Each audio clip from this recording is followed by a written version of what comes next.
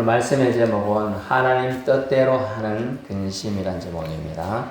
하나님 뜻대로 하는 근심. 이 세상엔 근심된 일이 참 많습니다. 걱정 근심 없는 인생 어디 있겠습니까마는 바울은 고린도 교회를 어지럽고 무질서하게 만들어서 그렇게 괴롭게 만든 거짓 선생들의 미혹과 신앙을 그들 속에서도 지킬 것을 편지를 통해서 전해주면서 책망했어요. 꾸짖었어요. 잘못됐다 이렇게.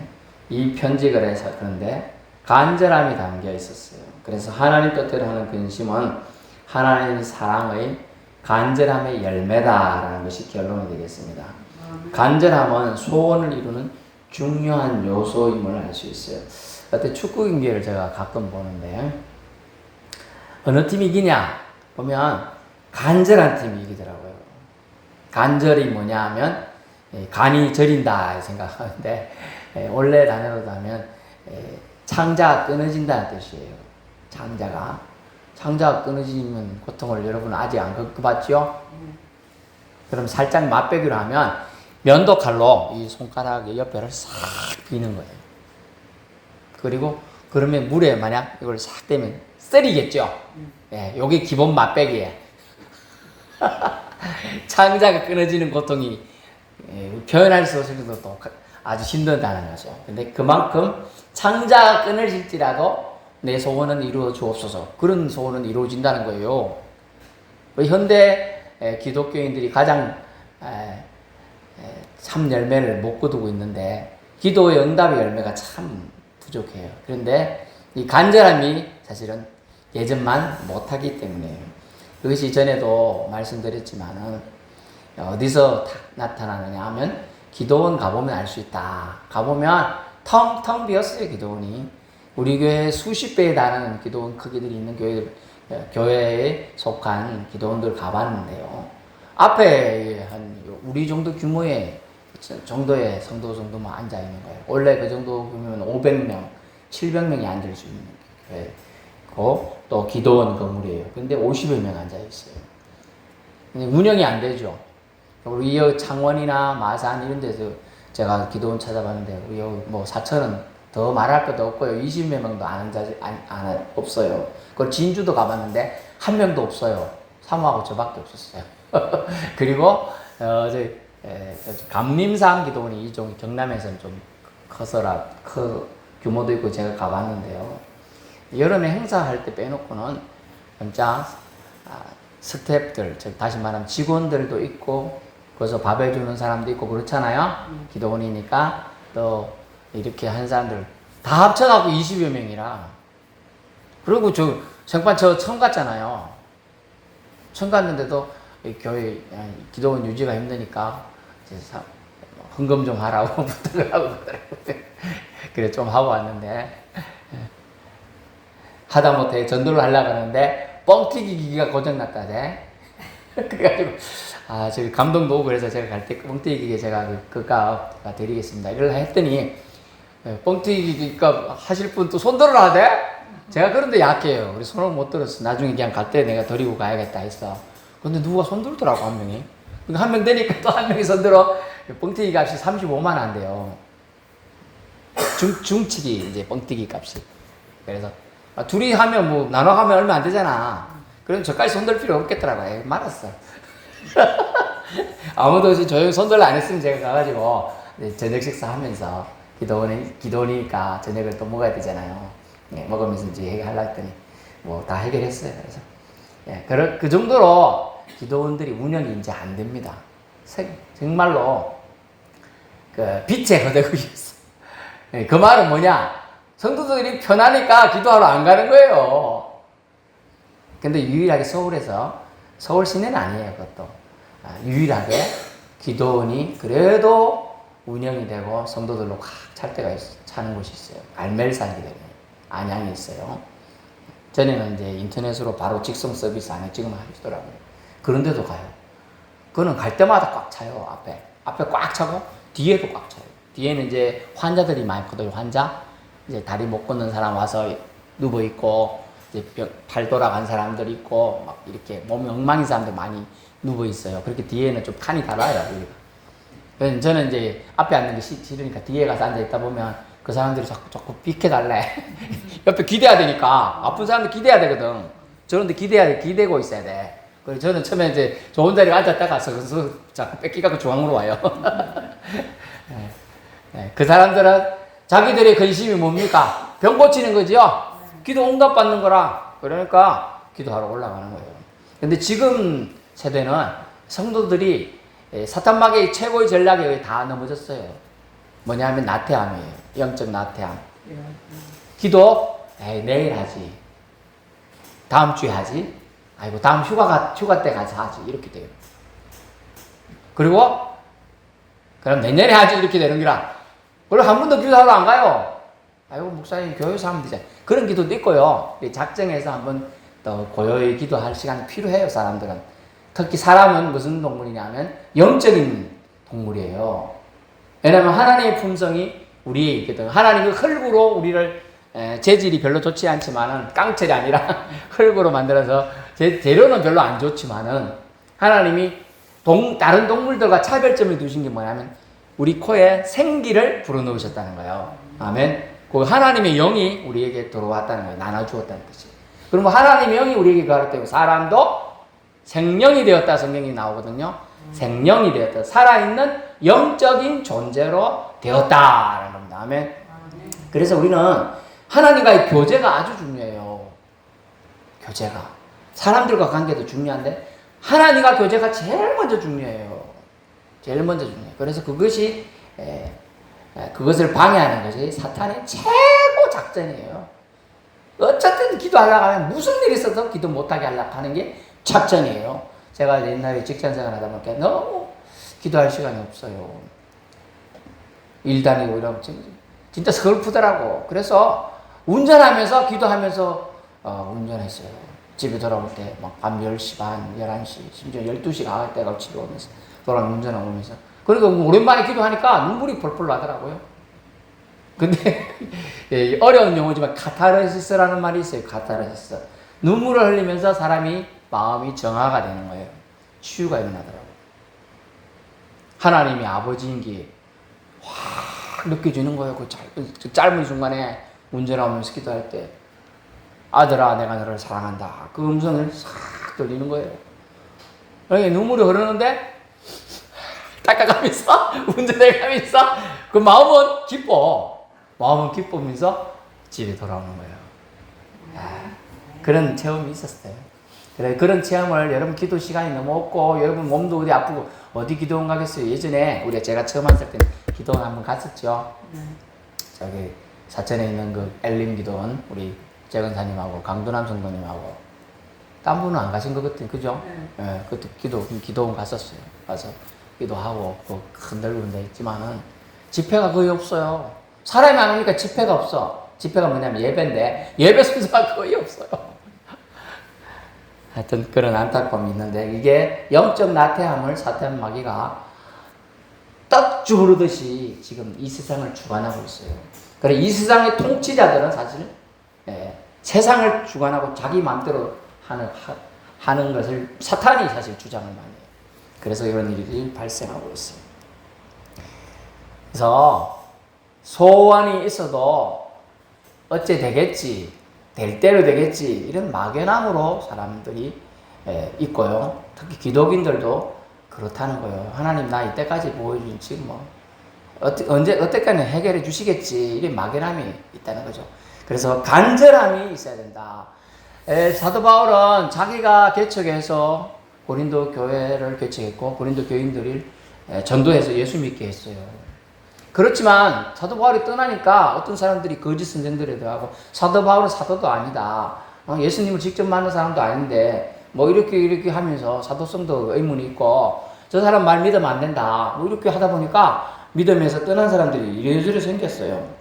그래서 단호하게 편지글을 써가지고 세 번째 편지, 지금 보는 내용은 네 번째 편지글이에요. 편지글을 보내가지고 8절 그 편지글로 책망해서 너희들 그런 생활 해서는 안 된다. 하나님을 그렇게 하면 제대로 믿을 수 없다라고 얘기하는 겁니다. 근데 그 책망하니까 반작용으로 오히려 바울을 당신이 뭔데 그래? 심지어 이래 됐어요. 아니 누구 때문에 예수? 아니 땡땡 권사님, 땡땡 권사님으로부터 그래도 전도회 하면 너니 뭐 합니까? 교회 한번 오세요. 이런 말 듣고 왔죠? 예. 그런 말 한마디 듣기가 얼마나 어려운지 몰라요. 사실은 사람은 전도의 영이 있는 사람도 있고요. 좀 약한 사람도 있는데 입에는 뱅글뱅글 돌아요. 생각도 많아요. 근데 입 밖으로 이걸 벌려가지고 교회 한번 와보세요. 이거 어려워요. 그거 하는 거 정말 어려운 겁니다. 하나님의 영이 감동되지 않고는 입을 벌리기가 어려워요. 전도하기가 어려워요. 찾아가가지고요. 떡 하나 드세요. 이거 하기도 어렵다는 거예요. 그래서 그 은혜가 사실은 있어야지만 되는데 사도 바울 내가 잔소리하면 요즘 이제 애들이 컸잖아요. 20대 중후반에 이제 애들이 됐으니까 저도 한마디 잔소리 하면요 2마디로 날라와요. 그래갖고 말을 안 해요 저도. 이제 쟤들 컸다 이거죠. 그쵸? 컸어. 나도 다 알아. 잔소리 하지 말래. 잔소리. 그럼 속으로 어떠냐면 좀 섭섭해. 그죠? 아빠는 경험을 다 했잖아요. 그죠? 다 알거든. 그렇게 하면 분명히 실수할 거 알아. 제가 이제 신발 같은 거 이제 저는 남들이 주는 것도 다 신고 댕겨. 산 적 거의 없어. 저는 이제 중고로 사기도 하지만은 저는 만약 5만원짜리다. 그럼 5천 이상은 절대로 안 사요. 신발도. 그래갖고 있는데 애는 아이고 물론 몇십만원 하겠지만은 그거 몇만원 주고 산단 말이죠. 근데 그거 사는 거 좋다 이거야. 너 나중에 가면 발이 저녁 때 되면 발이 붓기도 하고 하니까 좀 큰 거 사라. 5mm나 10mm. 그러면 말 안 들어요. 떡 지밀리수 사. 근데 나중에 면 이거 작아서 못 씻겠어 이거 하고 다 갖고 와. 그거 누구 실현하는 거예요 그거? 아빠나 엄마 신어야 돼. 결국 제 말 안 들은 거 나중에 후회하고 이제는 말 좀 들어요. 이제는. 네, 그래서 잔소리가 돼버리고 사람들이 원래 관계가 나빠질 수도 있는데 사도 바울은 그래도 욕먹을 각오하고 그게 뭐냐면요 그 사람을 그 제자를 그 고린도 교인들을 사랑해서 하는 거예요. 심지어 자기 사도성까지 의심하면 말이야 자기가 전도해서 예수 믿게 대놓고도 기분 나쁘게 말하는 사람들을 향하여 나 같으면 잔소리 해갖고 그래도 이상한 반응 보이면 저는 한마디도 안 할 것 같아요. 근데 사도 바울은 또 편지를 써가지고 그러면 안 된다 라고 권면하고 있다는 거죠. 어디서? 사랑에서 사랑의 열정이 있었던 거예요. 안 그러면 그래 못해요. 여러분 자식이니까 처음에 말 안 듣고 그래도 말하잖아요. 그죠? 저놈 새끼 밥 해주기 싫다. 그래도 그 다음날 되면 또 밥 해주잖아요. 안 해줘요? 저는 그래도 비빔면 끓여줬어요. 말 안 듣고 그래도 제 가가지고 아빠 힘들다 오늘 네가 가서 김밥 좀 사라. 아빠가 그런 거 해줘야지 내가 공부하는데 바쁜데 말이야. 그래서 알았다 또 가가지고 제가 김밥 사요. 그래서 이거 하면 되냐? 안 돼. 비빔면도 끓여줘. 그래 또 비빔면도 끓여주고. 제가 그랬어요. 한 3년을 그렇게 했어요 제가.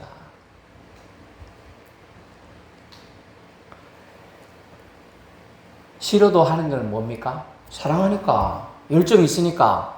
이 사도 바울은 그런 열정을 가지고 이 고린도 교회 성도들에게 편지를 하고 권면하게 되고 책망을 하는 거예요. 그런데 이것이 오히려 그들이 또 책망 듣고 오히려 신앙 교회 갔더니 잔소리 하네? 교회 안 갈란다. 이렇게 될까 봐 근심도 했어요. 걱정이 됐어요. 그래서 제가 우리나라 번역은 근심이라 돼 있는데 영어로 보니까 sorrow란 단어예요. S-O-R-R-O-W. 뭐냐 하면 슬픔이란 뜻이에요. 잘못 번역했어 우리가. 슬픔. 원래대로 말하면 하나님 뜻대로 하는 슬픔이 있어. 어떤 사람 생각하니까 슬픔이 있어. 김건사님 그런 거 있죠? 누군가를 생각하니까 슬픔이 있죠? 김건사님 죽으십니까? 어떤 사람을 보면 슬픔이 있어. 그 사람을 생각하면 마음이 애리. 그게 슬퍼요. 그러면 그 사람에게 대해서 어떻게 되냐? 그 사람을 향해서 기도하게 되죠? 그 사람이 한 게 한마디 더, 그 사람 날 못 듣게 돼서 한 번 더 참고 기도하고 또 뭘 챙겨주고 싶고 그런 마음이 생겨요. 그래서 하나님 뜻대로 하는 근심이라는 단어는 하나님 뜻대로 하는 슬픔이라는 거예요. 그 사람 생각하니까 마음이 애려, 안타까워, 저러다가 죽을까 봐 싶어, 지옥 갈까 봐 두려움이 내가 생겨. 저 사람은 아무 생각 없어. 하나님 모르니까 내가 죽으면 끝이라 생각해. 그런데 저 사람 생각하니까 마음에 슬픔이 생겨요. 저 사람 저러다가 지옥 가면 어떡하지? 이런 슬픔이 생겨요. 그죠? 그런데 성경은 뭐라고요? 하나님 뜻대로 하는 근심은 결국은 생명의 구원에 이르게 하는 회개가 있게 한다는 겁니다. 아멘. 엄청난 은혜를 부여하게 됩니다. 그래서 바울은 내 잔소리에 저들이 실망하고 오히려 실족할 수 있을지 모른다. 하지만 지금은 후회하지 않는다. 너희만 잠시 근심 있게 한 결과가 있을 뿐이도 결국은 덕이 될 것이라는 걸 알았어요. 근심은, 즉 슬픔은 욕심 때문에 생겨나는 경우가 많아요. 근데 하나님 뜻대로 하는 근심은 염려 부분이 아니에요. 워리, 걱정, 염려. 이거 우리 지붕 새로 했어요. 그죠? 그래서 이제 제가 지붕 다 뜯어내고 봤기 때문에 제가 이 지붕 무너질 지붕은 아니라는 걸 알아요. 근데 예전에 이 배가 이만큼 불러 있었고, 안 와보시면 모르죠. 아버지 분 알잖아요. 배가 좀 많이 이렇게 쳐져 있었잖아. 천정이 쳐져 있었고, 여기도 이렇게 쳐져 있고, 이렇게 새벽 기도하다 뭐가 툭툭 떨어지기도 하고 이러니까 지붕 무너질까봐 겁이 났거든요. 제가 솔직하게. 그리고 그때, 한 4, 5년 전에 영락교회, 서울에서 제일 전통적인 교회 있어요. 거기 지붕이 이렇게 해놨더니 무너져가지고 5명이 다쳤거든. 진짜로. 그러니까 저는 이제 건축을 잘 모르니까 이거 무너질까 겁이 났던 거예요. 근데 이제 지금 다 뜯어내고 설부에 있는 구조 보고 다 밖에도 제가 쳐다보고 있었거든. 그러니까 안 무너질까 알아요, 제가. 그러니까 그런 걱정 안 해요, 저. 모르니까 걱정 염려가 되는 거예요. 지붕 무너질까? 밖에 나가면 하늘이 무너질까? 우렁 꽉 하면 저 본 게 맞는 거 아니야? 그럴 필요 없죠? 하나님이 우리 아버지가 보호자 되셔요. 지붕만 있어도 비, 눈, 더위 막아주잖아요. 그죠? 하나님이 우리의 보호자 되니까 모든 악한 세력들로부터 우리를 지켜줄 줄로 믿습니다. 그래서 세상 근심은 궁극적으로 싸로 슬픔이 생겨나게 합니다만, 그래서 또 이걸 영어 번역해 보니까 그리프라는 단어를 썼어요. 근데 세상 근심이 결국 그것을 통해서 사망을 이루게 된다는 거예요. 사망. 10절은 사망에 이르게 한다. 하나님 뜻대로 하는 근심은 후회할 것이 없는 구원에 이르는 회개를 이루는 것이요. 세상 근심은 사망케 한다는 거예요. 세상. 왜냐하면 세상적인 것을 없는 사실 전에도 말씀드렸지만 약 90%가 쓰잘데기 없는 걱정이라는 거예요. 실제로 일어나지 않을 일들에 대해서 너무 걱정이 많다는 거예요. 그리고 한 5% 정도만 실현 가능성이 있고 일어날 일들일 수 있다는 거예요. 그래서 구원자를 몰랐을 때 결국 사망에 이르게 됩니다. 그래서 종국적으로 슬픔이 생기겠죠. 세상 근심은요. 구원자를 몰랐으니까. 구원자가 누군지 모르죠. 예수님에 대해서. 그래서 어떻게 말하냐면 먼저 믿은 자에게 책임을 부여하는 말씀이 있는데 뭐냐면 우리가 전하는 자가 없는데 어찌 들으리요? 듣지 못했는데 어찌 믿으리요? 라는 말씀이시죠. 하나님은 어찌 알겠어요? 그래요?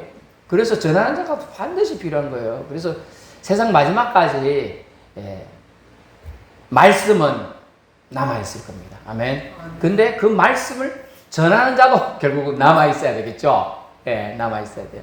그리고 말씀을 전하는 교회와 말씀을 전하는 분들을 지원하는 교회도 살아남게 돼 있어요. 다른 교회들은 다 사그라들게 돼 있어요. 그래서 구원자를 몰랐을 때 사망을 이루게 됩니다. 구원자를 또 외면하고 배척하고 거절해도 결국 사망을 맛보게 됩니다. 그리고 구원자를 영접지 않고 떠났을 때도, 즉 배교했을 때도 사망을 이루게 되는 것입니다. 하나님 뜻대로 하는 근심은요, 후회할 것이 없는 회개함에 도달케 한다 했습니다. 사망이 아니고 생명입니다. 구원입니다. 그래서 너희로 간절하게 한다. 하나님 뜻대로 하는 것이지만 슬픔을 사람 속에 일어나게 해요. 그 슬픔을 극복하기 위한 힘을 성령께서 공급하여 주신다는 것이죠. 그래서 내가 하나님 떠나면 죽는다는 슬픔이 생겨요. 그래서 하나님을 꼭 부여잡고 있고 싶어 하는 마음이 생겨요. 그래서 믿음이 더 강하게 되는 거예요. 그게 하나님 뜻대로 하는 근심, 슬픔은 그렇다는 거예요. 내가 하나님 떠나면 죽는다. 그런 생각이 여러분 있어야 믿음 생활 끝까지 잘할 수 있습니다. 그래서 영, 혼, 육 모두 죽어 하나님 사랑 못 받고 죽어 지옥 내려가 고통만 남는다는 근심, 그런 슬픔이 결국 두려움이 생기는데 좋은 두려움이에요. 그것을 어려운 말로 왜라고 해요. 왜? 경외. 하나님을 공경하는 마음과 두려워하는 마음이 같이 있어야 신앙생활을 해요. 공경하는 마음이 있는데요, 두려워하지 않으니까 하나님을 함부로 대요. 그래서 그 사람이 성경에 그래서 십계명에 뭐라고 되어 있어요? 여호와 이름을 망령된 이름 부르지 말라고 되어 있는데, 공경하는 마음이 있는 것 같은데 가만히 보니까 이 사람들이 두려워하지 않아. 그러니까 하나님을 막 불러. 자기 기분 나쁘고 또 자기 장사할 때 내가 하나님 믿는 사람한테 뭐 사기치겠어? 근데 가만히 보니까 사기쳤죠. 심지어 성경에 뭐라고 하니까 저울 가지고 하는데 똑같은 동일한 저울줄을 안 쓴다는 거예요. 자기 아는 사람, 또 상도를 아는 사람한테 정확한 거 쓰고요. 난데는 가짜 쓴다는 거예요. 가짜. 지금 서해안이 횟집들이 왜 망해가는 줄 모르죠. 여러분은 뭐 어째 남이 아닙니까? 망해하고 뉴스 맨날 나와요. 왜? 속여. 장사하는 사람이 너무 많이 속여. 다 죽어가는 거, 심지어 죽은 것도 이렇게 살았다 하고 내놓고, 심지어 무게가 만약 2kg짜리 물고기다. 그 안에 납덩어리를 이만큼 넣어놨네. 그럼 2kg 만드는 거예요. 그리고 심지어 잴 때 손을 살짝 얹으네, 뒤에서. 우리 사모님 몸무게 잴 때 내가 뒤에서 살짝 밟거든요. 몸무게 좀 더 나가라고. 이 키 안 나가는데? 이래요. 빨리 비켜보니까. 제가 몸무게 잴 때, 체중계 잴 때 그렇게 장난도 치는데, 그렇게 하는 거예요. 장난은 정도 한두 번 치고 말아야 되지. 계속 그런 게 인식이 되니까 사람들이 저 서해안 어디 횟집에는 사기를 너무 친다 그러니까 아예 그쪽으로 아무도 안 가는 거예요. 그렇겠다. 그 물고기 잡으면 뭐예요? 안 팔리는데? 그렇게 다 망한 거예요, 이제. 그래, 그쪽 서해안 집안에 펜션이 다 망했어요. 저희 이제 외가 쪽하고 저 사모님 친정 쪽으로 해가지고 다 여행을 갔었어요. 그때도 옛날에는요, 서해안이 펜션하고 이게 많이 갔어요. 해수욕장을, 서해안이. 옛날에. 서울에서 가깝기 때문에, 서울 경기도에서. 엄청 많더라고요. 근데 그때만 해도 한 10년 전인데 탕도 비싸요. 지금은 아예 안 갑니다. 제가 강원도 4, 5년 전에 4, 5년 전인가 한번 갔는데요. 그 크다란 호텔 같은 멋진 숙박업소에 수백 객석이 있어, 수백. 근데 객석에 사람이 들어간 호실이 5개 정도밖에 안 돼. 5개. 그래갖고 바닷가에 갔더니요, 사모님하고 저하고밖에 없어. 그 큰 양양 바닷가, TV 나오잖아요. 양양 갇혀서 있는데, 그 바닷가에 우리 둘만 있고, 딴 사람은 그 투숙객이 없고, 누가 있느냐 하면, 이제 서핑하는 애들, 걔들은 딴 데서 오는 애들이니까, 있더라고요. 야, 그만큼 죽은 왜? 아니, 한 번 온 사람들은 이제 다시 안 봐도 된다 하고, 상거래를 위반하면서 사람들을 속여먹은 거예요. 횟값을 속이고, 숙박료를 속이고, 음식값을 속이고, 막 이러니까 사람들이 치를 떨어서 안 가요. 차라리 그 돈이면 외국 간다. 외국 가는 거예요. 제주도 가요. 참 잘 나가다가 지금 왜서 뒤통수 맞냐 하면, 아니, 말도 안 되는 얘기 했다 그랬잖아요. 뉴스에 나왔어요, 뉴스에. 사람들 오면 제주도가 한참 좀 잘 나가니까 뭐라 했냐.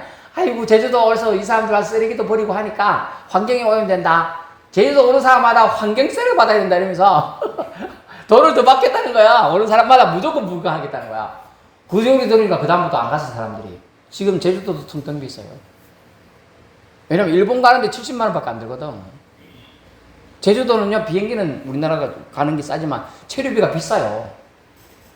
그래서 사람들이 왜 그때 당시만 돈 벌려고 하냐. 잘못된 사고방식이다. 결국 그 속이는 것이 결국은 망하게 된 거예요. 한국 해수욕장, 상거래, 또 펜션 이런 것들이 결국은 다 망했어요. 지금 여기도 걱정이에요. 지금 후발주로 많은 사람들 따라서 투자하고 막 짓고 있는데 불을 보듯 뻔해요. 이제 다 이거 기름 빠지듯이 빠져나갈 텐데. 그래서 우리 성도들은 참 이런 현실 속에 있어요. 하다못해 상권 현실에도 이런데 교회도 똑같아요. 교회도 믿음이 최고라고 하는 거 다 알아요. 근데 그 믿음을 아는데 거친 믿음이 너무 많기 때문에 아는 것을 행하는 것이 진짜 믿음이라고까지 정말 호소하듯 야고보서 기자는 예수님의 친동생이에요. 그가 써놨어요. 행함이 없는 믿음은 죽은 믿음이다 라고 말했어요. 영혼 없는 몸이 죽은 것 같이 행함 없는 몸은 죽었다 라고 해서 죽었다. 그래서 믿음은 사실 행함임을 알 수 있어요. 행함이 따라야 된다.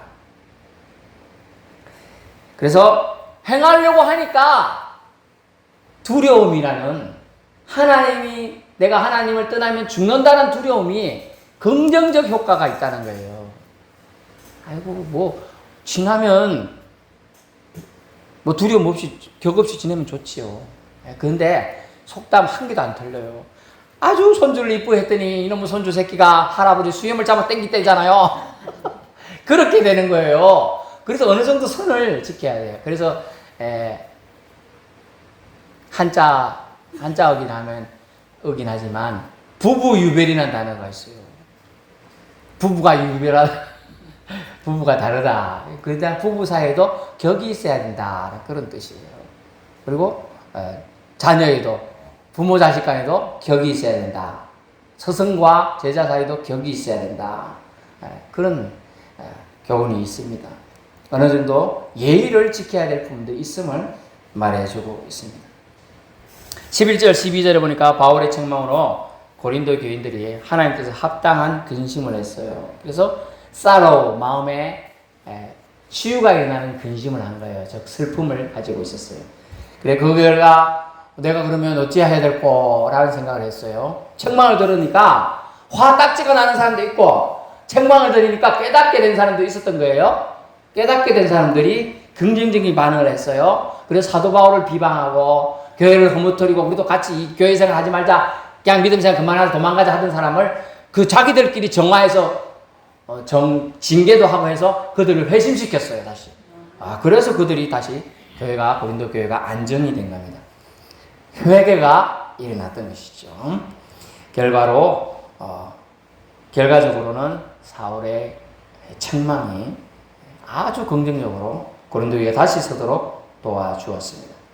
책망한 문제들도 잘 처리했고요. 결국은 성경에 자신들이 순전함을 지키게 되었다. 순전함. 하나님 앞에 깨끗함을 유지하게 되었다는 뜻입니다. 거짓 선지자, 거짓 교사들을 징계했습니다. 하나님 뜻대로 하는 근심은 하나님 뜻과 목적에 부합되는 근심을 말합니다. 하나님 뜻대로니까요. 뜻대로, 그죠? 제가 그래서 이제 옛날에는 엿장수 아저씨들이 기분도 안 좋더라고, 저는. 엿장수 알죠?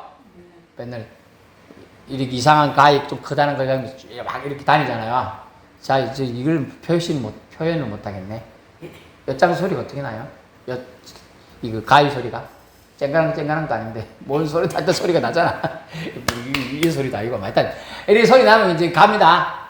아이고 엿좀 주세요. 야, 병이라 들고 오든지 쇠라 들고 오든지 하다못해 네 아버지 고무신이라도 갖고 와 이래요. 그래가지고 고무신 아직 안 떨어졌는데 야 가르쳐줄까 이래 봐.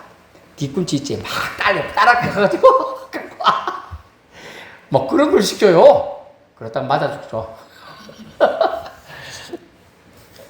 진짜. 그래서 엿장수 물이 찾다가 보면 이제 홈이 빠진 거 이런 거. 사실 홈이 빠져도 이거 홈이가 이래 있고, 홈이는 세죠?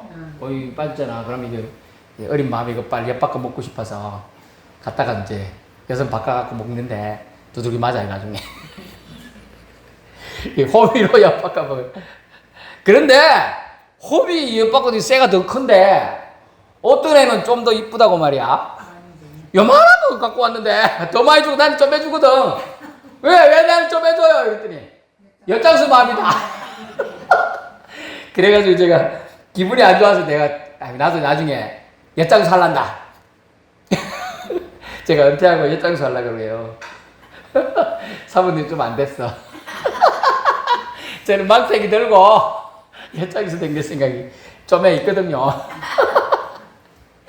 그럼 뭐 한 달에 한 번만 만나면 되지, 우리는. 하여튼 그래요. 하여튼 그래서 하나님 뜻대로 하는 근심을 해야 된다는 게, 근심도 내 생각대로 하면 근심하면 뭐 되겠냐 하면 우울증 빠져. 우울증 빠지다. 제가 제일 우울증 한번 빠진 게 뭐냐면, 나는 왜 이 모양 있다고 생겼을까? 그리고 내 키가 요거밖에 안 컸을까? 이거 스트레스 저 엄청 받았어요. 그래가지고 철봉 맨날 뛰어올라고 철봉 그래갖고 제가 우리 학년 중에서는 두 번째로 턱걸이를 잘했어요.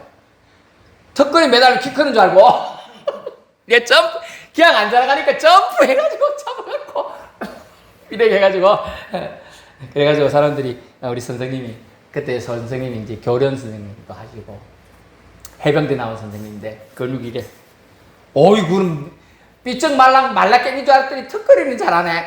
이러면서 칭찬하시더라고. 근데 키는 안 크더라고요. 중2 때 키인가 크고 말 아팠어요. 그때 멈춰버렸어. 제가 그래가지고 그것 때문에 계속 근심해서 하나님 나 안 사랑하는 거 아니야?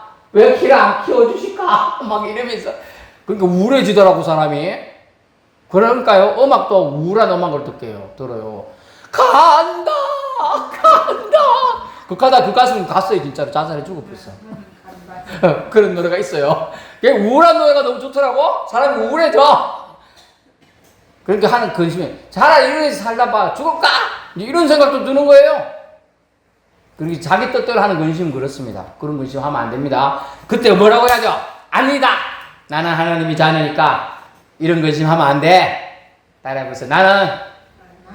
나는 하나님의 자녀이다. 쓸데없는 걱정 하지 말자. 예, 그렇습니다. 쓸데없는 걱정 한 개도 도움 안 돼요. 하지 마세요.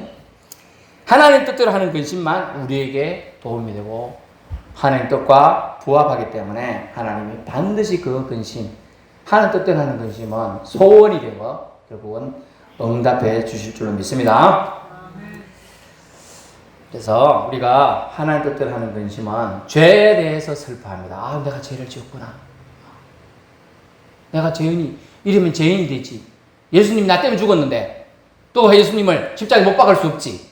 그러면서 회개한다는 거예요. 그래서 하나님 뜻대로 하는 근심 좋은 것입니다. 그래서 마침내 회개를 낳는 유익한 근심이 하나님 뜻대로 하는 근심입니다. 회개를 낳는 유익한 근심. 하나님 뜻대로 하는 근심만 하고 내 뜻대로 하는 근심 절대로 하지 않기를 저와 여러분 다짐해 봅시다. 사실은 여러분 복음이 메시아입니다. 그죠? 예수님 믿으면 죄 용서 받습니다. 예수님 이외에 다른 구원의 길이 없습니다. 아멘. 예수님 이외에 다른 구원받는 방법이 없습니다. 이거 반드시 여러분 기억해야 돼. 이게 복음인 거예요. 처음 듣는 사람이라면 갈등과 근심이 생겨. 만약 누구 여기 처음 듣는 사람 없겠지만 만약 예수님 안 믿으면 구원 못 받아. 예수님 믿어야지만 구원 받고 천국 가. 아멘. 예수님 믿어야지만 천국 갑니다. 여러분 예수님 안 믿으면 오늘 밤에 좀 지옥 갑니다. 이랬는데 마음에 이제 예수님 이때까지 안 믿고 있었어. 그래가지고 안 믿으면 목사님 오늘 열과 성을 다해서 소리치던데 안 믿으면 지옥 간다는데 믿어야 되겠다. 그러면 이게 여러분 생명에 이르는 근심이 되는 거죠. 그런데 뭔 소리야? 진짜니까? 예수님 안 믿으면 지옥 가는 거 맞아? 거짓말 아니야? 큰일 나겠어 설마? 이렇게 하면 결국은 무시하게 되는 것이죠. 그래서 내가 내 영이 죽을 수 있는데 라고 고민하고 근심하는 건 여러분을 살게 합니다. 슬픔이 생기죠. 일시적으로 생겨요. 하지만 긍정적 슬픔이 되어서 회개를 낳고 하나님 뜻대로 하는 근심이 되어 생명을 결국은 여러분에게 주게 되는 것입니다. 그래서 구원을 얻게 돼요. 그래서 여러분의 입술에서는 마땅히 할렐루야라가 나와야 돼요. 할렐루야 여호와의 이름을 송축하라. 로마서 8장 28절에 보면 하나님을 사랑하는 자, 그 뜻대로 부르심을 입은 자들에게는 모든 것이 합력하여 선을 이루느니라. 아멘. 근심도요, 여러분이 슬퍼하는 것도요, 하나님 뜻대로 하는 사람은요, 이것이 다 선을 이루게 된다는 거예요.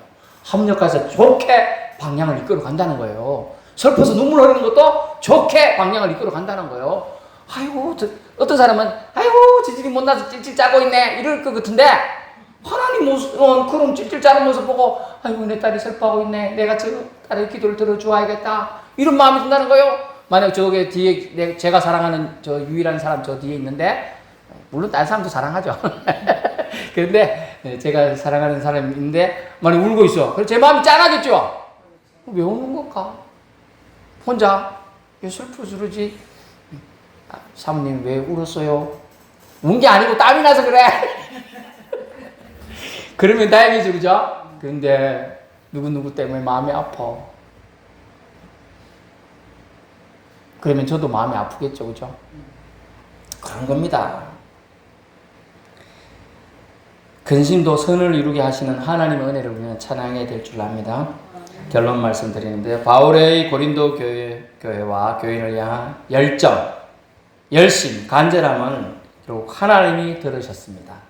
교우들이 심령에 참다한 회개를 일으켰기 때문이죠.